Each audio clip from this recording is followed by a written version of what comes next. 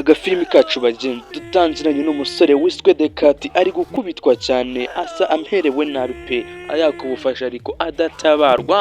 Nyuma y'akanya gato bya bisore byamukubise byagiye byiberanga ngira ngo yabona ni ibisitari byo mu mujyi. Mbega agahinda nta kanya gaciyeho cenge haturutse umukobwa mwiza bigaragara ko afite umutima mwiza rwose. Wana yababajwe n'ibyo ari kubona disi Mabora Dekati yarwaye hasi bamukubise bamumereye nabi. Umukobwa n'umutima mwiza rwose bigaragara ko yenda yashaka kujya kumutabara ese ko karamutabara ntibyatinze ibyacu n'ibitinda. Umukobwa rwose yagiye gutabara Dekati bari bamunogeje bamukubise yenda gupfa rwose. Mbega umukobwa ugira umutima mwiza shenge. Umukobwa yaramufashe yaramujyanye bagenda baganiramo. Dekati ariko bigaragara ko afite ibikomere byinshi ariko Dekati yari ni bogari shenge. Umukobwa ntibyatinze yamugejeje iwabo yagiye kumwitaho. Turi kwibutsa ko utu dufilimi udusanga kuri YouTube channel yitwa Faxo TV ndetse n'ahandi hose.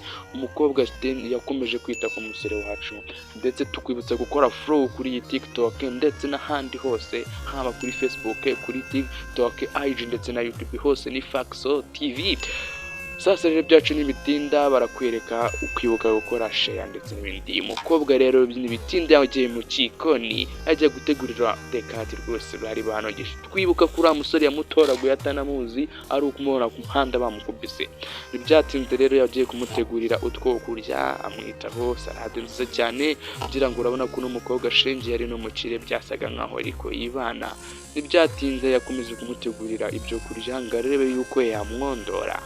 Ngira ngo namwe murabibona shenge yo yaje kumugaburira Dekati rwose urabona ko yari akimeze nabi ibikomere ari byose imyenda bayimuciriyeho ariko umukobwa ibyo ntiyabyitayeho. Ngira ngo yo nyuma y'iminsi rwose Dekati urabona ko yabaye bogari yarakiza ameze neza arishimye. Wana arashima Imana n'abantu bagiye kabisa. Wana ngira ngo urabibona rwose yaranakuze dore bamutoraguye umukobwa ari mukuru kuri we none dore asigaye aruta umukobwa.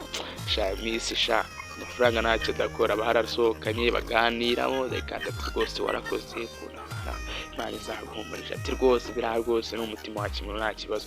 Yo ntibyatinze disi Dekati yaraporopoje ati abahungu mugira umutima da esa poropoza rya sadunda ryacu dore rwose abantu tuninja tw'iki gihe.